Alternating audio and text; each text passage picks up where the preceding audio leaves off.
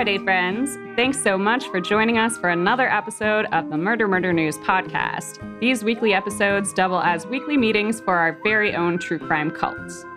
But not to worry, you've landed in the cult with all of the sing-alongs and none of the sarin gas. We just like to imagine a secret hideaway where we can camp out with all of our spooky friends, making flower crowns, roasting marshmallows, and sharing our best scary stories about the subject that unites us all, murder. I'm Angelina, and today I'm hanging out with my sinister sister, Aurora. How are things on your end? I'm doing so great. I'm finally moved into a place in Vancouver. Perfect. I'm no longer wandering around from hotel to hotel. After like 2 solid years of that. Yeah. I mean, I don't know how long we're settled, but at least it's at least until the end of the year, I'm told. So at least 5 months of no moving. It's nice to be in a place, I'm sure, that's not a hotel and just, Yeah. And now I have like my own room for like podcasting. I have quite the precarious setup today with like a pillow fort and a cutting block, like a cutting board in the kitchen. And a pitcher of water balancing the whole infrastructure. It's really quite fascinating. Yeah. Perfect. That's what brings you this professional sound quality. You can hear it. You can hear it right in the show. It's the pitcher of water, the cutting board. It's all just perfectly set up. And how are you doing? Good. I'm going to a big concert tonight, which I have mixed feelings about because I bought this ticket a long time ago. Like sometimes I go to concerts by myself. It's kind of a thing that I get a kick out of because I get to stand wherever I want and I get to leave whenever I want, et cetera, et cetera. So I bought a single ticket when I saw that Alanis Morissette and Garbage are playing together. Oh my gosh. I don't listen to either of them now, but like I was obsessed when I was a kid, like when I was like 12 and first getting into like the dark side of rock music and alternative stuff. Like those were my 2 first favorites, really. So I bought the ticket. I'm going to go. It's at a big stadium, so we'll see how that goes.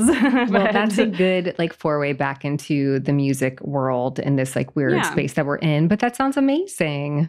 Yeah, so I'm excited anyways to see how it goes. It starts at 7, which is like, I'm like this, they're counting on a bunch of old bags, I guess.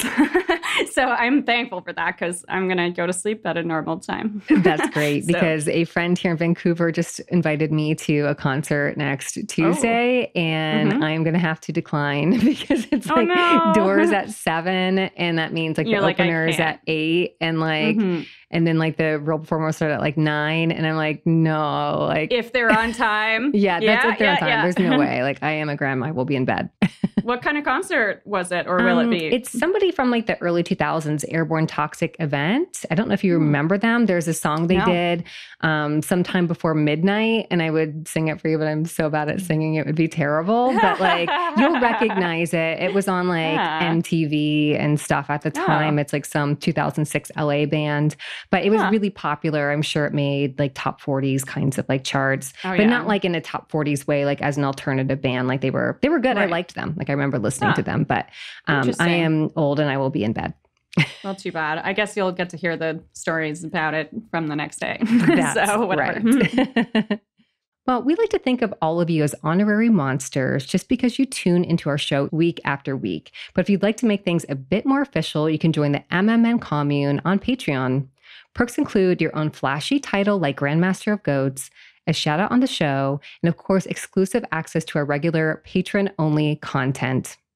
Now, before we dig into today's story, let's take a look at some of the true crime stories that have been making headlines this week. 63-year-old Shinzo Abe, who served as a prime minister of Japan between 2006 to 2007, has been assassinated. While speaking at a campaign rally in support of candidates of his Liberal Democratic Party, Abe received a fatal gunshot wound as 41-year-old Tetsuya Yamagami fired 2 shots from the crowd. He was airlifted to Nara Medical University Hospital, but within 5 hours, Abe was dead of blood loss caused by severe damage done to his neck and heart.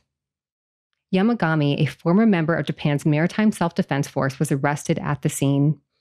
The shooter confessed to murdering Shinzo Abe with a homemade gun because of perceived political affiliations. Charges and a trial are still pending as leaders from around the globe offer their grief and support of Abe's legacy. Derek Chauvin, the ex-cop from Minnesota who murdered George Floyd on May 25, 2020, has been sentenced to 245 months, or a little over 20 years, in federal prison after pleading guilty in December of 2021 to charges of second and third-degree murder and one count of second-degree manslaughter. Chauvin admitted to violating Floyd's civil rights by kneeling on the young black man's neck for 9.5 minutes as he repeated over and over that he couldn't breathe, which resulted in Floyd's death. He will be subjected to solitary confinement for 2 years in a 10 by 10-foot room, after which Chauvin will have cellmates for the remainder of his sentence.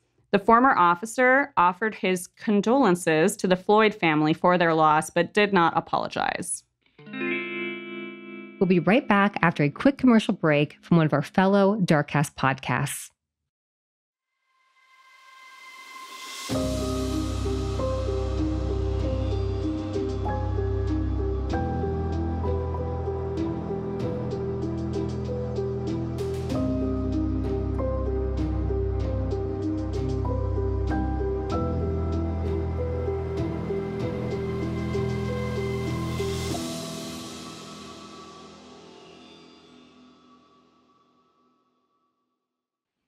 Autumn's Oddities is a strange and unusual podcast made by the strange and unusual, me, Autumn Gruby.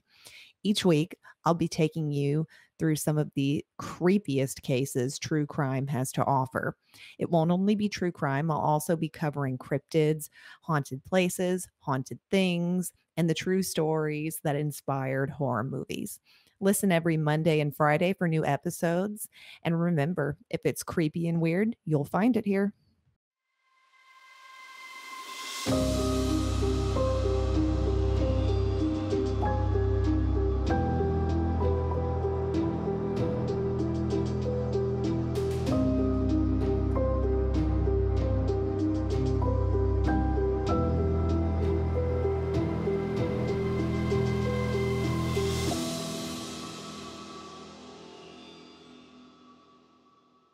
And we're back. Before we dig in, we want to offer a quick disclaimer. Though we joke about forming a true crime cult, that is not to diminish the severity of actual cult activity, and we want you to know that we take the cases we're discussing very seriously. We want to deliver each story with the utmost respect to victims and anyone involved. If you feel we've missed the mark, you don't like our tone, or if you notice we've gotten any details wrong, let us know with a quick email to murdermurdernews@gmail.com and we'll make it right. Some specific trigger warnings for this episode include abduction, captivity, and deprivation. If any of those subjects are particularly sensitive for you, you may want to skip this and listen to one of our other episodes instead. Today, in true crime history, the largest ever kidnapping for ransom in the U.S. sparked the largest manhunt in California history. 46 years ago, the kidnapping of Patty Hearst was still fresh in the minds of most Californians, as it had happened just 2 years prior. They were still fixated on the Zodiac killer, who had ceased written communication in 1974, but remained at large. Charles Manson had spent only a few short years behind bars, and the family was still active. The Golden State Killer was still terrorizing quiet neighborhoods as the East Area rapist. Young Stephen Stainer was still missing from nearby Merced, California after his 1972 abduction. But none of these sensational news stories put small-town Californians on edge. In retrospect, we now know the 1970s to be the start of a sort of serial killer heyday, with a startlingly high percentage of killers operating in California. We also know now that a higher concentration of creepy murder stories come out of small towns and quiet rural communities. But back in the 70s, the prevailing sentiment was, things like that don't happen in towns like this. July 15th, 1976 was a Thursday, and it was over 110 degrees in Chowchilla, located in California's Central Valley. At the time, Chowchilla, California had a population of about 4,600 people. Interestingly, the name Chowchilla translates roughly into murderers, which is a reference to the alleged warlike nature of the indigenous American tribe of Chowchilla, who once lived in California. Chowchilla has an airport, 2 prison facilities, a railroad, and little else. The rural city's website and Wikipedia page alike describe vast farmlands, the site of the first custom grain elevator in California, and the 1976 kidnapping. In 76, most young kids in Chowchilla attended Dairyland Public School. Regular school was out for the summer months, but Dairyland also ran a summer school. Summer school in this context was not a punishment for bad students, but rather it was more like a day camp. Kids would play games and do crafts at the school during the day, and sometimes they would take fun field trips. The second week of July was the last week of summer school, and Thursday, July 15th was the second last day. It was also a pool day, which meant the kids spent most of their day swimming and playing in the water at the Chowchilla Fairgrounds. Around 3:30 p.m., when the kids were ready to go home, 55-year-old Frank Edward Ray was waiting outside in his yellow bus to pick them up. They knew the driver as Ed, and the kids loved Ed. He knew each and every one of their names and had even driven most of their parents to school back in the day. He would joke around with the kids, and when they would ask him to change the radio station so they could hear songs they liked, he would always oblige. Ed Ray was from Merced, California. Ray was short, stocky, and strong. He was a rancher by day who drove a school bus as a long-term side hustle. Ed was married to a bank teller named Odessa, and the couple had 2 little boys of their own, Glenn and Danny. Almost 30 kids, aged 5 to 14, filed into Ed's bus and took their seats. 5-year-old Monica Artery was the youngest, 14-year-old Mike Marshall the oldest. As the bus got rolling, the kids played and sang together like on any ordinary afternoon. After dropping off the first couple of children on his route, Ed Ray turned the bus onto a quiet stretch of country road. He spotted a white van with the hood popped open right in the middle of the road and stopped the bus, thinking they might need some help. 2 figures appeared simultaneously, one at the driver's side window of the bus and the other at the side door of the bus, both clad in blue coveralls with pantyhose pulled over their heads. Both armed, one with a rifle, the other with a revolver. Ed almost took them for a mirage caused by the heat until he heard the man at the driver's side window say, "Would you open the door, please?" Ed opened the door. The assailants swiftly entered through the side door. One ushered Ed Ray to the back seats and ordered the children to move towards the back, and the other drove the bus. A third man followed along behind the bus in the white van, which clearly had no mechanical issue. Ed Ray and his 26 remaining passengers had been abducted in the unprecedented school bus jacking. As the long stretch of country road curved to the right, the bus went straight over a 6-foot embankment and into a thicket of bamboo bordering the Berenda Slough, a shallow, mucky stream. The captors created a tunnel from sheets and tent poles so they could move their captives from place to place without them ever catching a glimpse of their secret location. Half of the passengers were herded from the bus into the back of the white van, and the other half were led into a second van that lay waiting in the thicket. The kids were forced to jump from van to van so as not to leave any footprints in the mud. The interior of the back of both cargo vans had wood paneling installed to muffle the sound, and the windows were blacked out.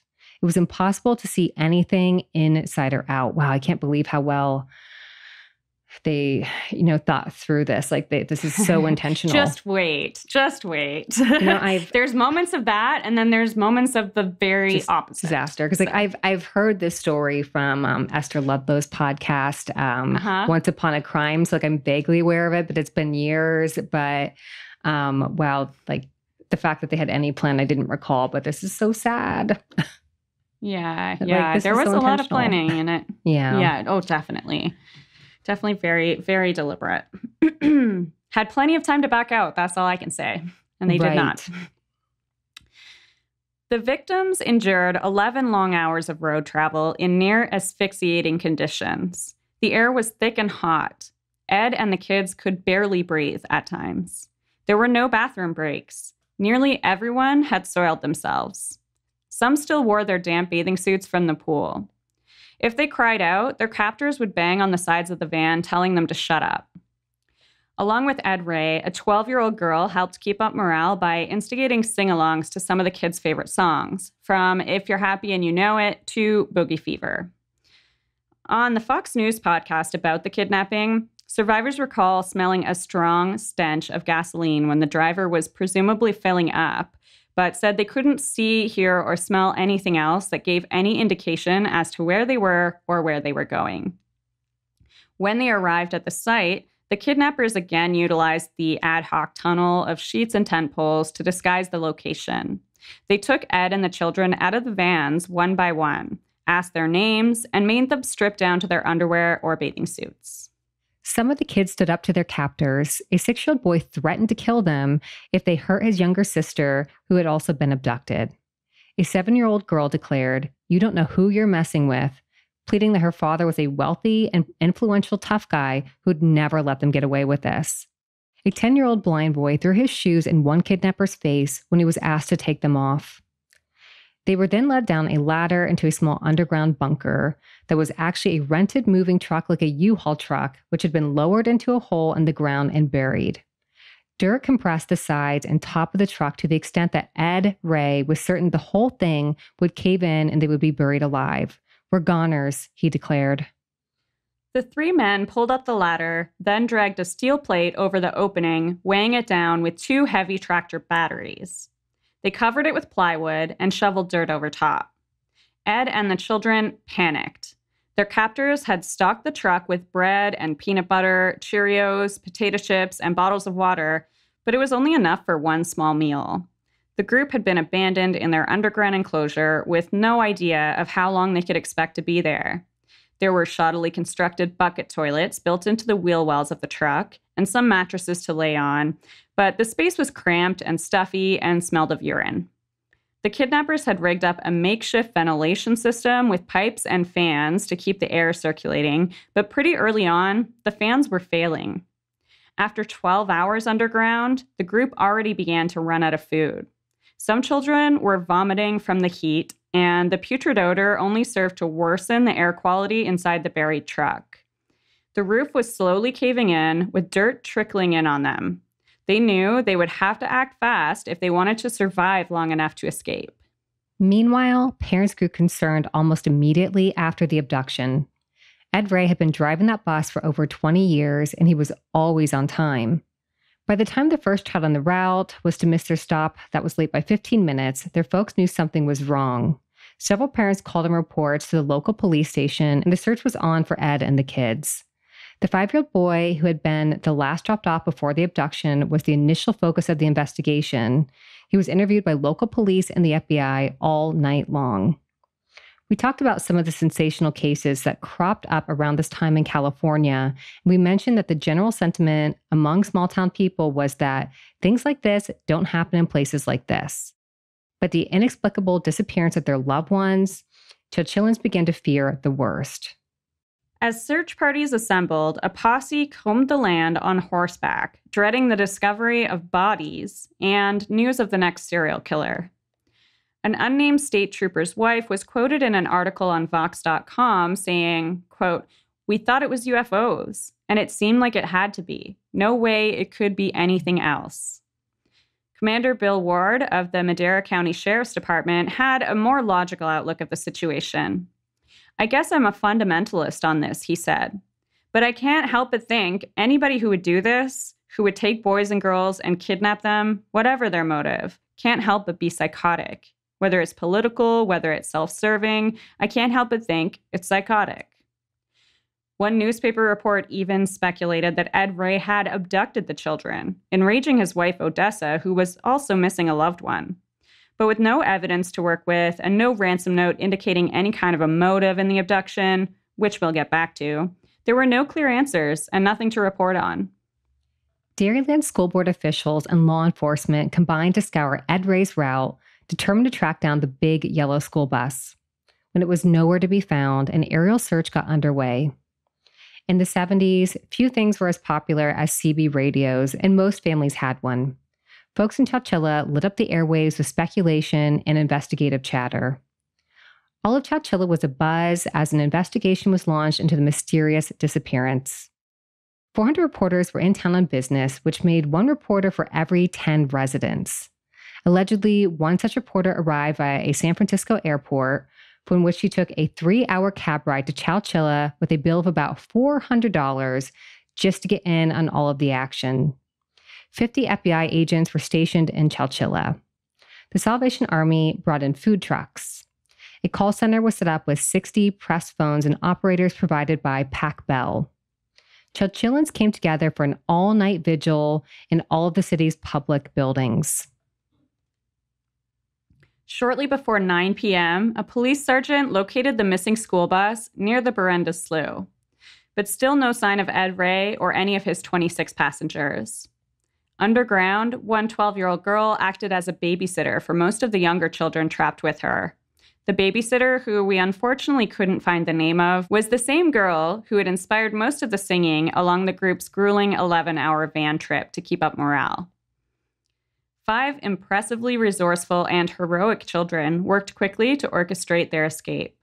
The kids hoisted the mattresses left for them to sleep on into a tall stack and used it to reach the hatch where they had climbed into the buried moving truck. 14-year-old Michael Marshall climbed to the top of the stack and worked for hours to slide the metal plate far enough to one side that they could bring the heavy tractor batteries down through the gap. Michael and Robert Gonzalez, who was 11 years old, passed the batteries down to Ed, who placed them on the floor of the truck. A small 10-year-old boy insisted on helping to dig through the dirt above the hatch until he fainted from heat and exhaustion. A 10-year-old girl named Jody Heffington aided in the effort to escape by holding a flashlight for hours as other kids took turns digging out. Once a clear exit had been dug out, a brave 14-year-old boy scurried out through the hole and into the nearest bushes. He'd been afraid that someone guarding the captives might shoot him as he tried to escape, but he agreed to be the guinea pig and report back if there was a safe path to freedom. When he found himself all alone in the middle of nowhere and undisturbed by any guard or gunman, the boy scurried back to the entrance to let the others know the coast was clear. Ed Ray handed the children up to the older boy one by one, and then he crawled out himself. The group cowered in the bushes for some time, trying to determine which way they could go for help. They were at the site of the quarry in Livermore, about 100 miles from home. With the kids still out of sight in the bushes, Ed hunted down the quarry patrol guards. The guards were not in on the abduction and had no idea their worksite was host to 27 captives. They had, however, heard about the abduction. One of the guards recognized Ed immediately. "This world's been looking for you," he said. The guards called for help, and soon police arrived to escort the group to the nearest location that could accommodate them all, Santa Rita Rehabilitation Center, a local jail. There, they were given apples and soda and examined by doctors before being interviewed by police. About 4 hours after their escape, a chartered bus arrived to deliver the group back to their families in Chowchilla. Who the kidnappers were and what their motives could have been to execute such a large-scale abduction and then vanish into thin air was still a mystery. I just want to say how scary it must have been to get onto another bus after all of this. Gosh, and these poor little children being held in a jail, which is not exactly a nicer, friendlier, welcoming place. That's their celebration. Right. Exactly. That's really, they had really... apples and juice. That's such a kid snack. Yeah, true. Aww, wholesome. The obvious next step in the investigation was to go down to the site where the captives were buried and dig for clues. The quarry had been owned by a man named Frederick Newhall Woods III, and his 24-year-old son, Fred IV, quickly came under suspicion. It seemed unlikely that someone unknown to the quarry owner would have afforded the time to dig a hole large enough and deep enough to conceal a truck without anyone noticing. Fred Woods had keys to the quarry and could easily enter after hours. They unearthed the moving truck that had held Ed Ray and 26 children, but there was no substantial evidence uncovered along with it. Meanwhile, Ed went under hypnosis and, incredibly, was able to recall the license plate number of one of the vans used to transport them to the quarry, as well as a partial license plate number of the other van. Authorities matched the numbers to 2 vans that had been found in a San Jose warehouse, which had been leased by the younger Fred Woods. Investigators got a warrant to search the Woods estate in Portola Valley, where young Fred Woods lived with his parents and paternal grandmother. It was a sprawling 78 acres called the Hawthorns. Fred's grandma lived in a cottage on the property, tended to 24 hours a day by a live-in nurse. Fred's parents, Frederick and Frances, lived in the main house. and Fred lived in a garage apartment around the back of the house.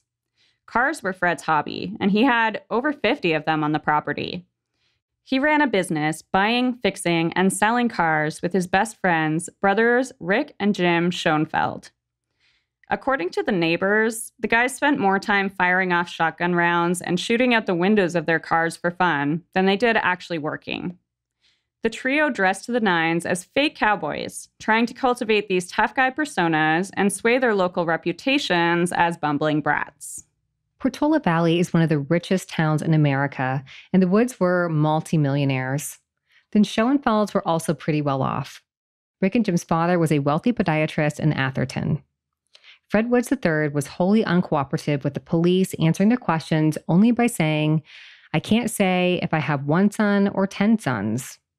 A search of the Woods estate turned up one of the guns used in the abduction and a draft of a ransom note which read, "Your bus has been kidnapped. Put $2.5 million in each of the suitcases. Use old bills. Have ready at the Oakland Police Station. Further instructions pending until 10:05 p.m. We are..." I'm assuming it's supposed to be Beelzebub, spelled very fascinatingly. They wrote Beelzebub. Yeah. So there's a note here about that was supposed to be Beelzebub, which ties to, of course, a satanic organization. But the note was never received or even sent, and it seemed curious that a rich kid with a $100 million trust fund would carry out such a large-scale abduction, all for a $5 million ransom. And was that $100 million in the time, do you know? Yes. Wow. Like that must... Yes, which is a lot. Yeah. I wonder what that would be today. Like this is in the 70s. I guess I gotta look it up. Yeah, now. Let's look it up. I'm quite curious. $100 million in 1976. Whew. $5 billion? I was thinking it would probably be in the billions, but like I just, Holy shit. I always go by feel on math. That's really a lot. So that's like a very big trust fund. So like this is like the, Bezos of the imagine Bezos time. Kids were out kidnapping for ransom. Absurd. Right. So authorities couldn't wait to get Frank Woods IV down to the station to ask some crucial questions and hopefully start making sense of this mess. But Fred and his co-conspirators were nowhere to be found. An all-points bulletin was put out for 24-year-old Frederick Newhall Woods IV, 22-year-old Richard Schoenfeld, and 24-year-old James Schoenfeld. A nationwide manhunt ensued, with the bail set to $1 million each. This put Rick Schoenfeld so on edge that he decided to turn himself in a mere week after the captives escaped and just hours after warrants were issued for the arrest of he and his accomplices. As Caleb Horton wrote of Rick in an article for Vox, while the idea of the perfect crime had been romanticized in the movies and by his friends, it wasn't that way for Rick. Quote, "For Rick, it was something more like running off a cliff and forgetting humans don't fly. He just wasn't cut out for a life of crime." He showed up to the police station with his father and a lawyer in tow. The high-priced lawyer kept the Schoenfelds from talking much, which is why it's still a mystery how the trio spent the hours between depositing the captives into their underground prison and learning that Ed and the kids had escaped. Days later, Jim Schoenfeld was recognized while driving a van in Menlo Park near his family home in Atherton. The sighting was reported to the police, who tracked Jim down and arrested him.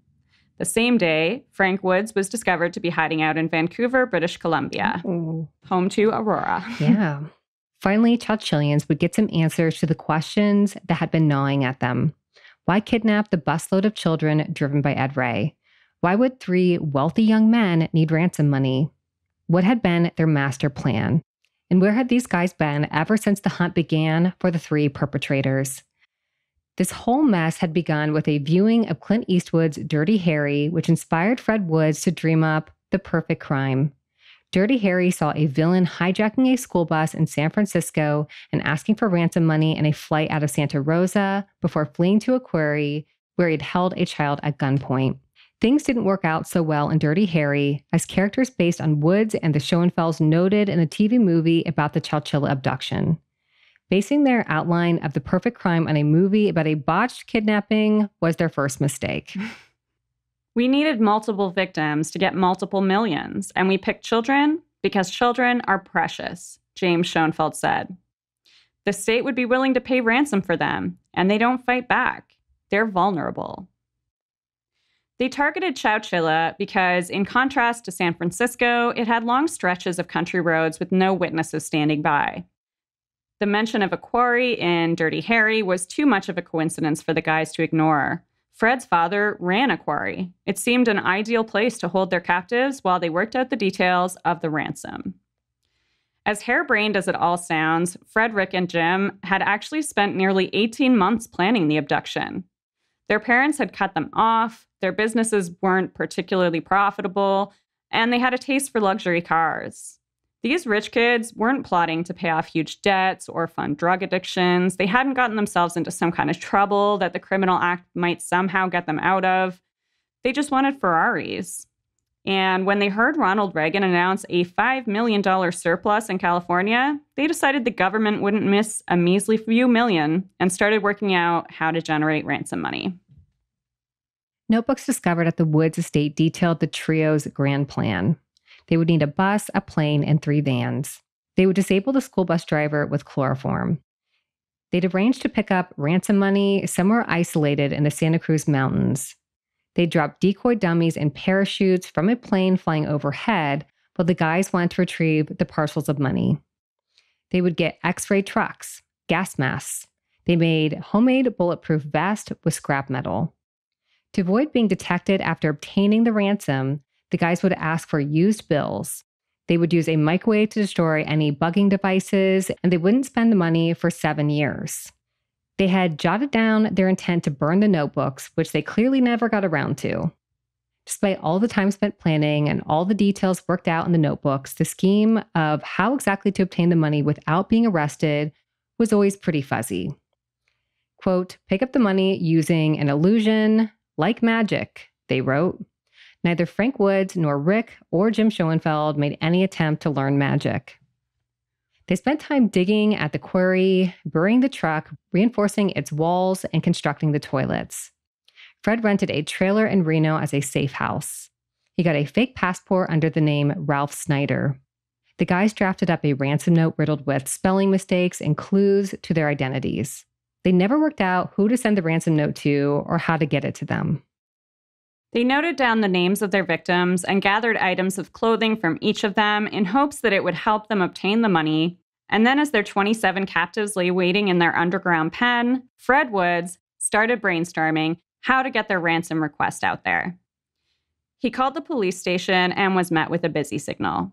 He called some of the parents, busy signals. The mayor's office, the local newspaper, busy signals. They put on the radio only to hear what a big sensation this abduction already was. How were they going to follow through without being found out? After Ed and the kids escaped, the trio had returned briefly to the warehouse where they had dropped the kidnapping vans and grabbed anything they might need for an extended hideout. James and Fred drove off in a 1963 Chrysler towards the trailer in Reno that would serve as home base as they planned and executed their escape to Canada. But Rick went home. He was already feeling uneasy and opted to pace the floor at his family home as the Great Escape turned into a media sensation. When guilt got the better of him, Rick confessed to his dad, who immediately hired a lawyer to help plot his son's official confession to the police. Meanwhile, Fred Woods gathered his personal effects and his phony passport and flew to Vancouver, leaving his friend Jim behind at the trailer in Reno without a plan. Jim drove to the Idaho border town, Coeur d'Alene, but when he tried to cross the border to Canada, he was turned away, partly because he was visibly nervous and partly because he had a trunk full of guns.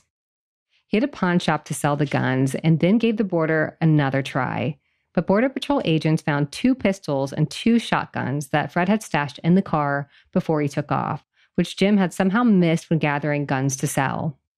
Turned away once more, Jim sold the remaining guns and the 63 Chrysler, trading it in for a van. When he was pulled over in Menlo Park, Jim had already resolved to turn himself in, having run out of other ideas. In Vancouver, Fred took up residence at the Francis Hotel. The FBI received a tip that Fred had been mailing out letters under the pen name Richard Snyder, So they had the RCMP stake out the Vancouver post office. Fred Woods was arrested when he waltzed right up to drop off the letter in plain view of the RCMP officers. The letter in question was addressed to Woods' friend, David Boston. Boston was a film major at San Jose State University and another business partner of Fred's. They had an arrangement that Fred would use the money made via the car business with the Schoenfelds to fund film projects with David. In the letter, Fred made one last attempt at profiting off the abduction by pitching the story as a movie of the week or even feature film. Californians who had been glued to their radios and TV sets for weeks rejoiced.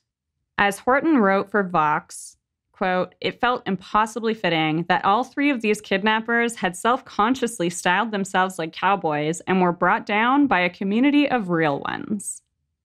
Chowchilla designated a commemorative Ed Ray and Children's Day, on which they held a citywide celebration and parade. After being feted on this day, Ed tried to fade away into the background. He never wanted to be famous. He didn't consider himself a hero. He just did what he needed to survive.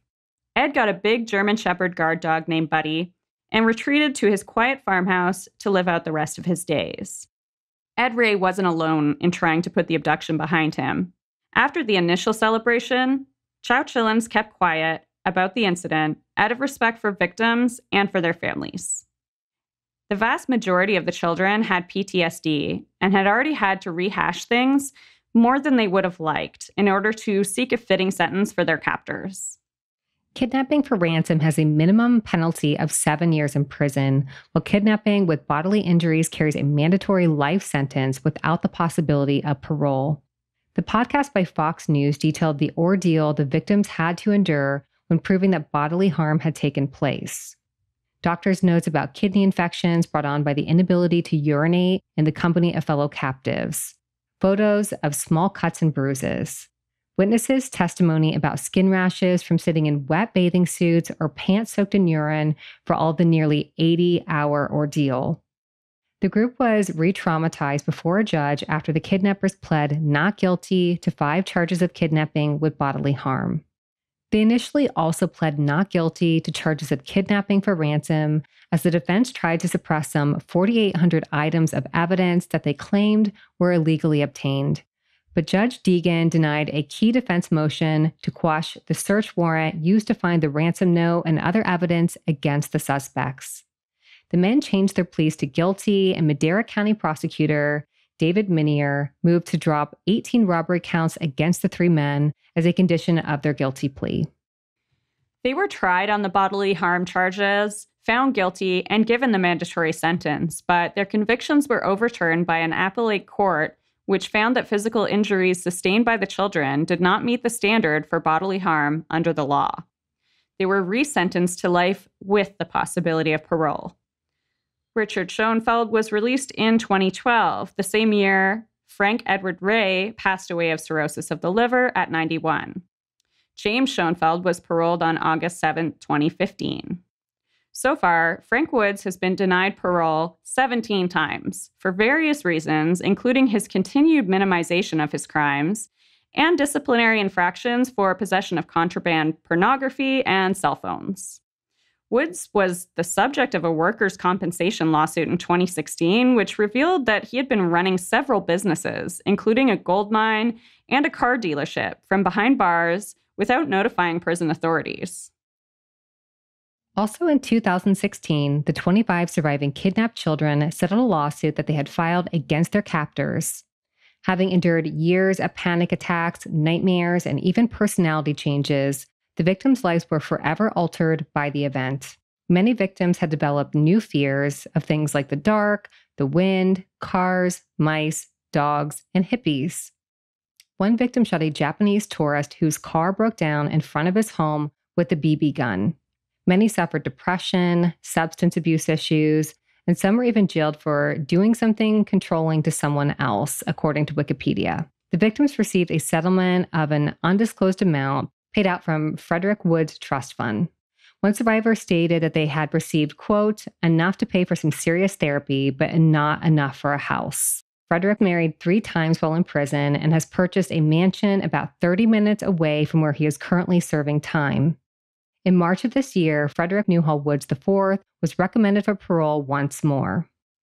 Board of Parole Commissioner Patricia Cassidy and Deputy Commissioner Keith Stanton found that the now 70-year-old Woods is no longer a threat to society. I've had empathy for the victims, which I didn't have then, Woods said at his parole hearing. I've had a character change since then. I was 24 years old. Now I fully understand the terror and trauma I caused. I fully take responsibility for this heinous act.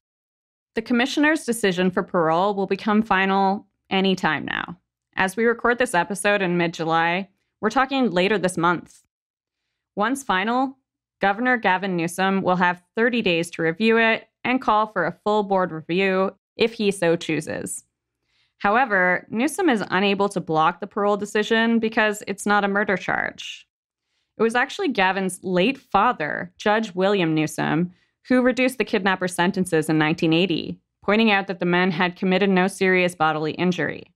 This is what gave the trio a chance at parole. If not challenged by Newsom, Fred Woods may be released from the California Men's Colony Prison in San Luis Obispo sometime later this year. Victims of the Chowchilla school bus kidnapping include Frank Edward Ray, who was 55 years old at the time, Jennifer Brown Hyde, who was 9, her brother Jeffrey Brown, 10, Andrea Park, 8, her brother Larry Park, 6, Linda Correjo Labandiera, 10, her sister Irene Correjo, 12, sisters Lisa Artery, 9, and Monica Artery, 5, Lisa Barletta, 12, Julie Correjo, 7, Stella Correjo, 6, Darla Daniels, 9, Johnny Estabrook, 8, Andre Gonzalez, 8, Robert Gonzalez, 11, Jody Heffington, 10, Cheryl Hinesley, 7, Mike Marshall, 14, Jody Matheny, 10, Barbara Parker, 8, Judy Reynolds, 12, her little sister, Rebecca Reynolds, 10, Angela Robinson, 10, Michelle Robinson, 11, Cindy Van Hoff, 7, and Laura Yazzie, who was 8. Wow, like 80 hours in captivity. 80 like, hours. Oh, like those poor kids. How terrible. Yeah, and it's so weird how these guys just carried out, they planned this for so long. Right. And in some ways, it sounded like they had thought of everything because some of the plans were really detailed. Yeah, like how long would it have taken to dig the hole for the storage unit and whatever? Like it's... Yeah, they did all of that. And then, they went shopping for food. They built some toilets, but they were missing a lot. Like they were not conscious of how much food that many people actually need or how it would affect them not being able to take a bathroom break in an 11-hour drive. A whole bunch of children. Like nobody's going to make that. Right. The technological hindrances are interesting because it's stuff that wouldn't be an issue today. Like they're calling everyone and getting busy signals. They don't know how to deliver a letter because they're like, what are we going to walk up like in person and hand it to them? They're not going to like that. But it's like today we would have no problem. Right. No problem doing that, which is horrifying. But I mean, I don't know. There would be advances, I guess, involved in the escape as well as involved in the plotting the abduction if it were today. So a lot of things would be different, but yikes.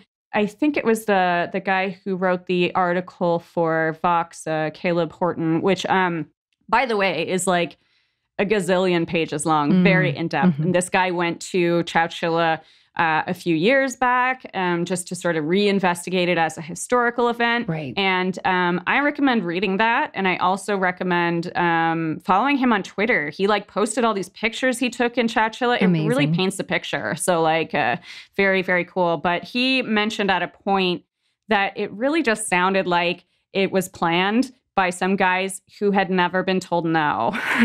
Like some guys who get everything they want. It really just reeks of privilege for sure. Yeah, exactly. Yeah. But poor kids, I'm glad that they were like brave enough and that the kidnappers were inept enough that they were able to climb out and escape and just get out. Yeah, because otherwise, if they weren't able to escape, like these guys fiddling around trying to figure out their ransom situation and or just running off, like they would have died down there pretty quickly. Absolutely. So And this is like in the heat of July. So, I mean. Right. Oh, terrible. We just talked about how hot it gets down there. So. Yeah, it does. What have you been watching this week? Anything? I did watch something. I think it's called Girl in the Picture on Netflix. Oh, you watched it. Yeah. I'm like, I definitely need to watch this. I've heard everyone talking about it, and I know it's going to be a whopper. Oh, but like I haven't gotten to it yet. It's wild. Like, you watched the whole thing? The twists. Yeah, I watched the whole thing. I think it's not a TV show. I think it's a movie. It's a movie. So it's, yeah. I think I watched it pretty quickly. But like, oh, the twists, like you will not see it coming. And it's just so wild. Like it's a lot. It's a lot. It's really sad. It's very well done. It's very good. Definitely recommend. It reminds me just of Lolita, for example, just traveling around with this person who has sort of taken on a new identity, and folks think it's your kid, but it's really your girlfriend. And then, you know, things morph, and it's like, it reminds me of that. But I'm sure I don't know all of the twists. Well, you definitely got some of them there, but like I knew nothing going into it. I had not heard a single thing about it. Like the day that it was released on Netflix, it popped up in my recommendations, and I was like, I need to watch something true crime so I can like have something to talk about. Yes. And I pushed play like immediately, not knowing anything about what I was getting myself into. You must have just like had your jaw on the floor. Yeah. Like the only thing I can like think of recently that's been kind of like this level of shocking is the abducted. What's that one? Oh, In Plain Sight. Abducted in Plain Sight. And this movie was directed by the same person, I think. That makes so much sense, because this is like as like you wouldn't see any of it coming. Like it's just mind-blowing. Like twist, twist, twist, twist, twist, at least not knowing anything about it. So it's really good. I definitely recommend it. Watch that today to reward yourself for making a podcast.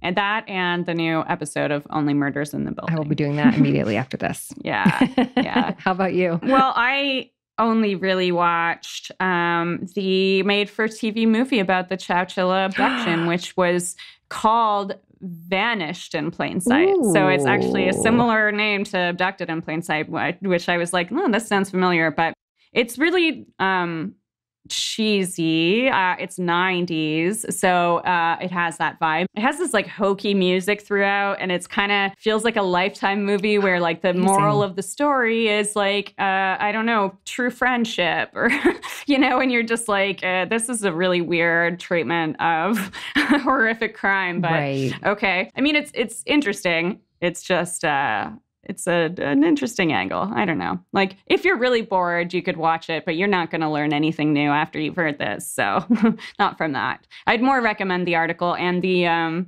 podcast is interesting too, by Fox News, who I'm generally not a fan of, but they did, I think it's like an 8-part podcast, which I listened to the whole thing. There's a lot of accounts by victims as adults recalling the past events. So that's pretty interesting. But yeah, I didn't watch or hear anything else because I was fully absorbed in that. That's awesome. You just reminded me of something I've been wanting to watch that I haven't watched yet. I can't think of what it's called. It's a Lifetime original movie, but it's about the kidnapping of Kamaya Mobley, which we just covered on our history, on our TikTok, our Sunday history section. And the star of it, I don't know how she says her name. Is it Niecy or Nicey Nash? Okay. From Reno 911 and the show Claws and stuff. You know what I'm talking about? She's so funny. Vaguely.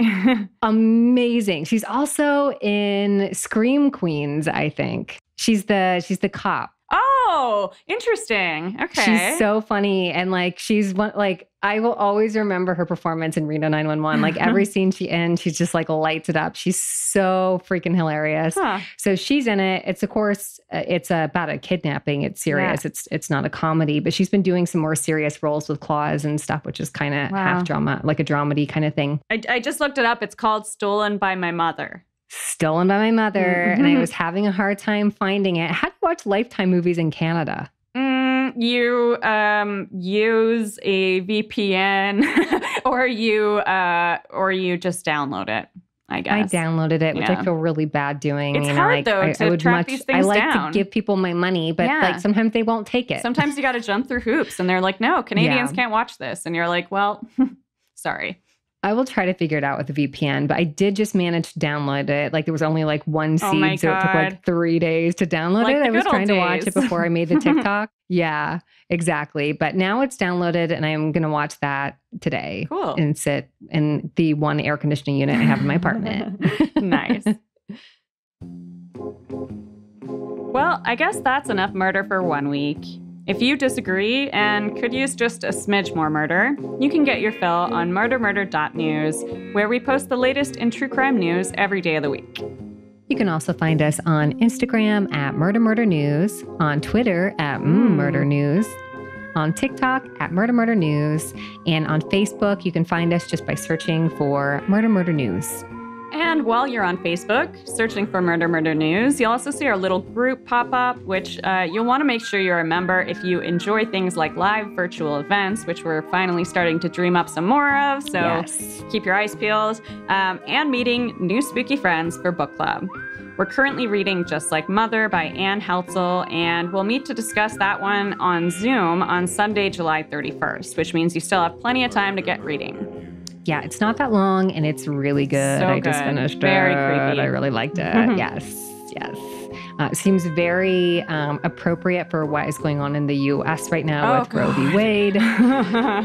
So we did not plan it this way, but seems very relevant right now. Yeah. Make your random act of kindness this week by leaving us a 5-star review. Reviews help new fans find the show and let us know what you like so we can keep delivering all the best and true crime content. Have a wonderful weekend. Bye, friends.